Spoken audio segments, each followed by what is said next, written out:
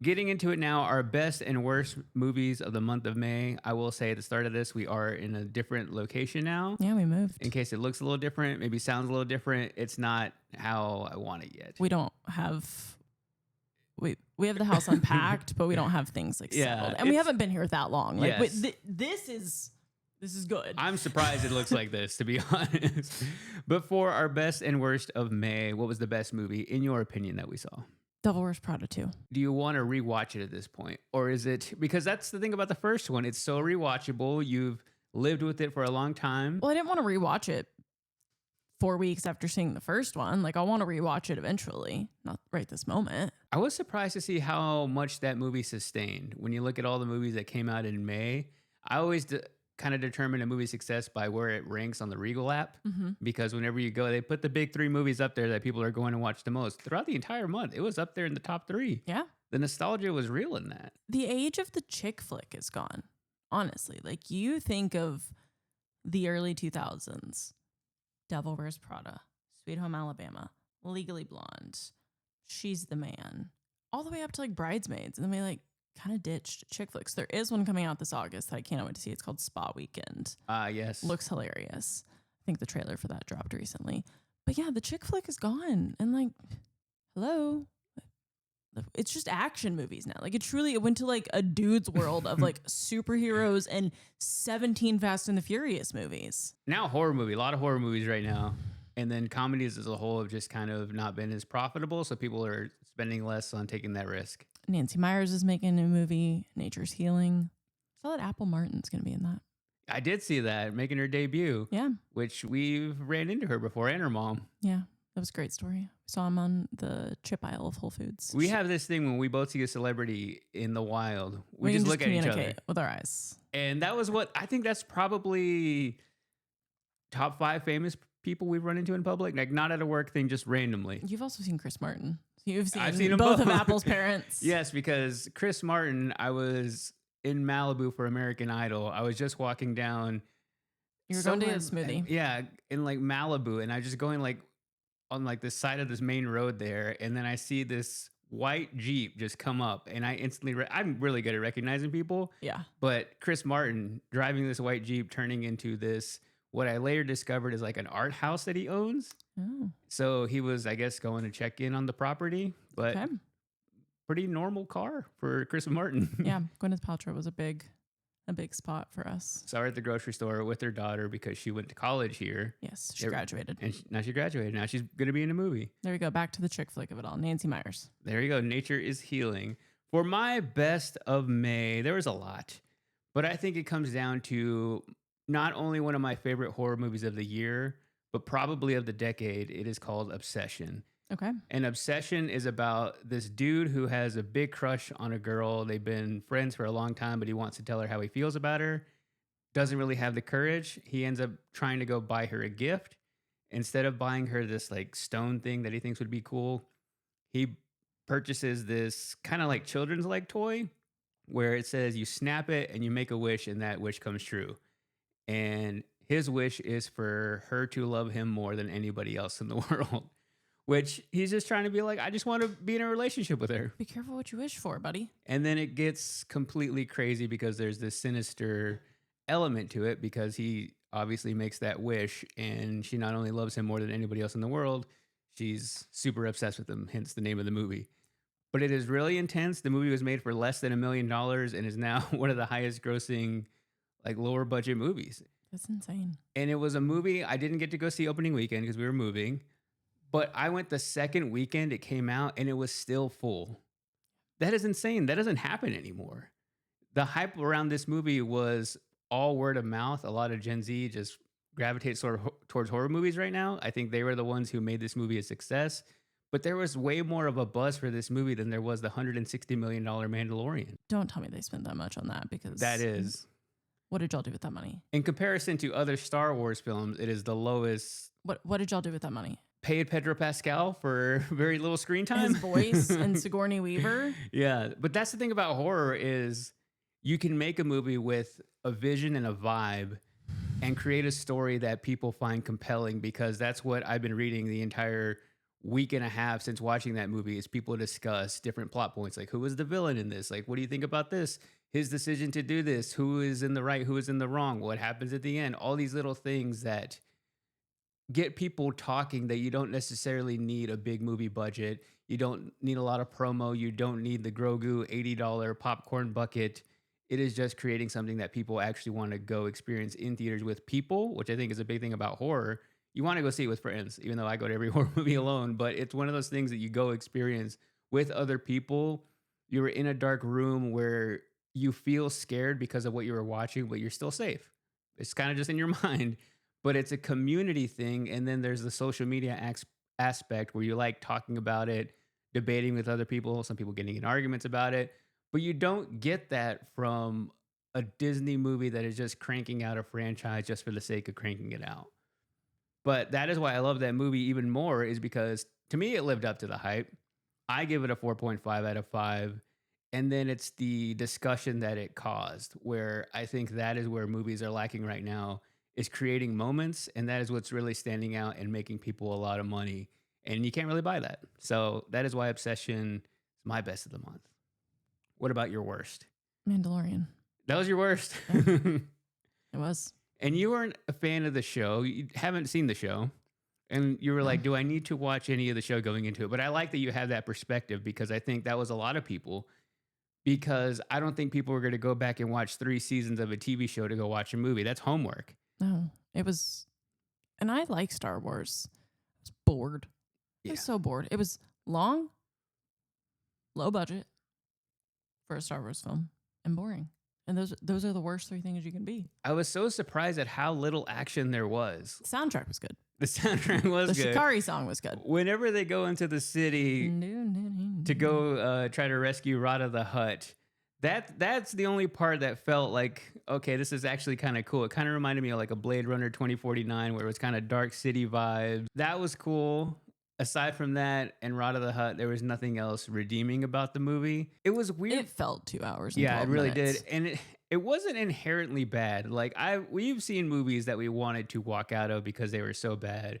Whether We've it's seen movies we have walked out of. Whether it's the acting or the storytelling. It wasn't that I wanted to throw tomatoes at the screen, but it was just that the movie had so much potential and did nothing. It gave us nothing. It made very little of Grogu. He almost felt like a minion, him and the other. No, he literally, him and the other little creatures. They were like the mechanics. Minions. Yeah, they're just kind of like gibberish. That was kind of minion-like ish. They're like fluffy little like birds. And it was spoke just minion. It was trying to be very cute and leaning into that, which I think they thought, we're going towards the younger audience, and also maybe this is going to sell more toys if we make it a little bit more cute. And that is what Star Wars movies were basically created for, to sell merchandise. Yeah. I feel like that's one that's probably going to go on Disney Plus sooner than every other Disney project. It could be out tomorrow, and I wouldn't be surprised. Because Hoppers is just coming out on Disney Plus this month. And that movie came out back in the start of the year because it did pretty well. March, right? Yeah. So your worst of the month, Mandalorian. Do not recommend it. No, I don't. For my worst of the month, I'm going to go with Mortal Kombat 2. Even more so than Mando and Grogu. I was so let down by this movie because I love the original Mortal Kombat movies, and it is one that is not really one that I was going to go be excited about. And anytime I have to tap I watch a movie and I hit the timer every single time. If I have to look at the timer and it's only like 30 minutes in, that is a sign of a bad movie. And that is what happened to me during Mortal Kombat 2. And I went into it just wanting some good blood and guts. Don't go into it expecting any kind of great plot or premise, but it kind of felt like they were trying to make an Avengers style movie without the quality of characters, and didn't even really lean into the rated R rating that much. It's glowing a recommendation. Yeah, so that was one that was probably the most let down by, even though I thought the popcorn bucket was probably the best of the month. The helmet. The helmet that I wanted to put on, except my head is way too big. Better than the Devil Wears Prada purse one? For me, yes. Like if I were to buy one, I would have bought the helmet before I bought the Butter Birkin. I would have bought the Butter Birkin. The Butter Birkin was cool, but the ones I saw, I didn't think they were made that well. Like the concept was cool. Yeah, it's a plastic popcorn bucket. It looked a little 3D printed, but the concept was better. Wouldn't surprise me. But the actual helmet of Shao Kahn was cooler. Started off, I saw Hokum, also Without You. That's probably my runner up for best movie of the month. Another scary movie. But Yeah. I'm not going to see that. You would have hated that one because that one's more like nightmarish scary.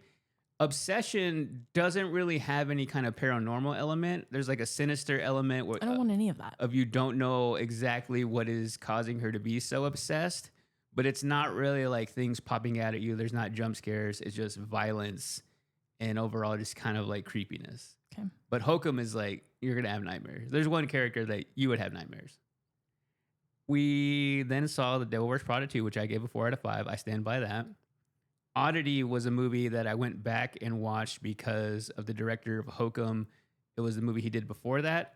Highly recommend that one. You can watch that one on YouTube. Again, if you like really, I mean, not YouTube, on Hulu. If you like really YouTube. creepy, scary, he does a really good job at kind of creating this Irish folklore because he's an Irish director. So it's like creepy possessed objects.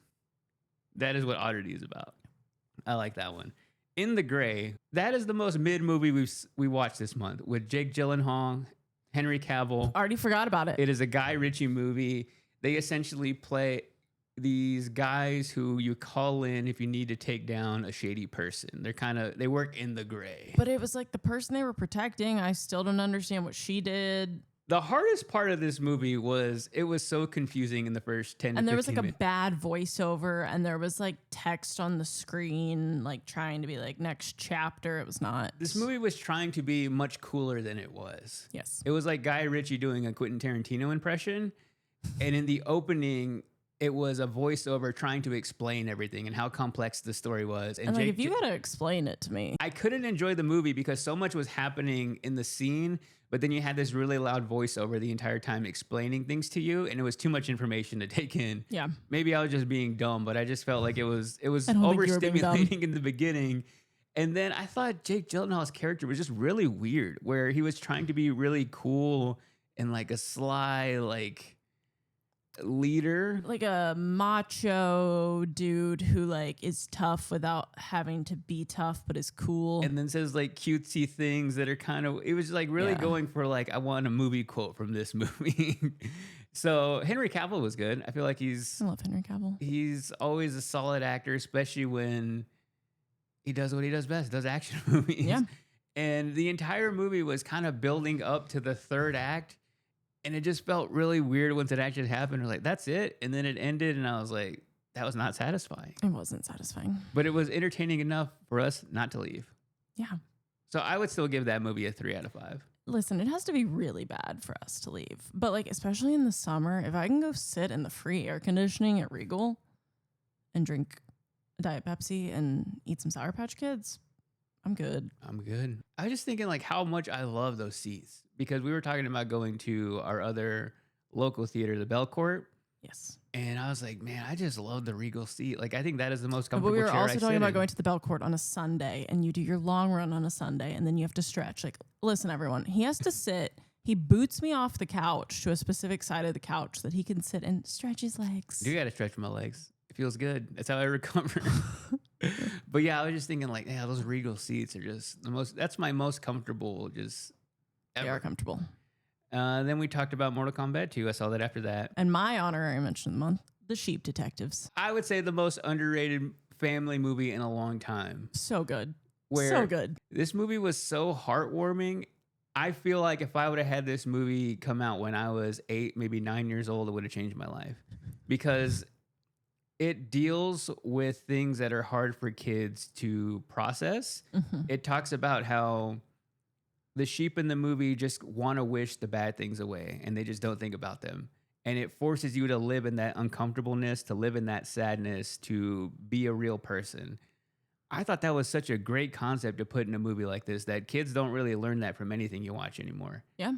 And sometimes it's an uncomfortable conversation to have, but for me, where my parents didn't really teach me all those lessons, I learned it a lot through TV and movies. I learned about death through The Lion King.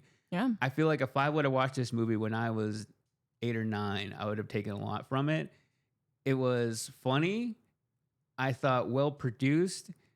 And it was kind of like a family-friendly Knives Out. Yeah. And I kind of forgot that all the sheep were going to start talking and they were all voiced by celebrities. I loved The Sheep. now anytime I see a sheep, I wonder, are they trying to solve like a mystery right now? What did you like about it? I mean, yeah, it was just heartwarming and just like the overall concept of, I think you mentioned it talks about death. That's not a spoiler. And it's like, yeah, explaining that in a way that like kids understand it. I mean, I've mentioned on the podcast before that my dad passed away when I was 2.5. And like, as a kid, you don't understand what that means. Like, and I feel like it did a really good job of handling like what death means and like helping kids understand that in a way that like makes sense but doesn't scare them. Did it at all make you want to live off the grid? Because he lives in like basically a camper. I mean, in if a we're big living off field. the grid, like raising some cute sheep, sure, take me to like the coast of Ireland or something and I'll live off the grid. Yeah. The little village. Do I want to live off the grid in Tennessee? Not particularly. You want to go to another? Yeah, Ireland looks beautiful. But between this and the Banshees of Inisherin, I would like to go to Ireland.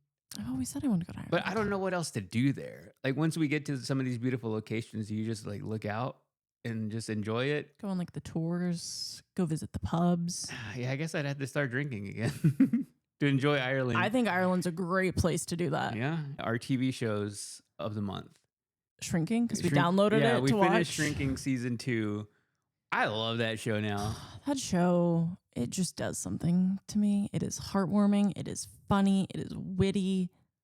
It is all the things. It is the only show we've watched recently that I feel like I know these people. Like they are like friends in a weird way. Yeah. It's like because they're so well written and they're so well rounded and they all get along so well that you kind of feel like a part of the friend group when you watch this show. Yes. And you don't really get that anymore.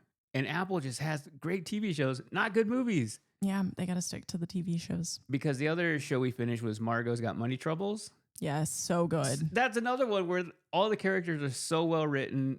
It's such a great Well, comes from a book though. So That's Apple doesn't true. get the credit for that. You're right. Rufy Thorpe gets the credit for that.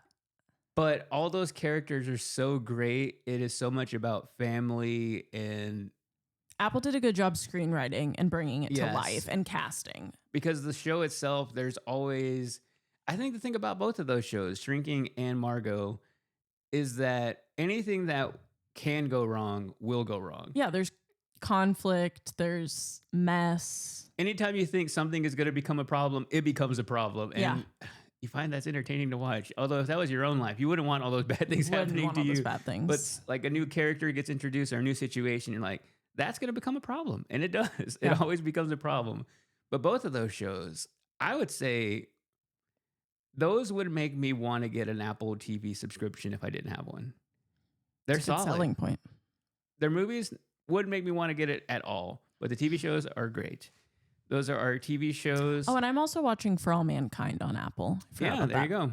That has 5 seasons and like 10 episodes per season. They're all an hour, so I'm working through that one. And then we That one's a gotta good space show. We got to start Your Friends and Neighbors. Yeah, we have that. We have so much to catch up on.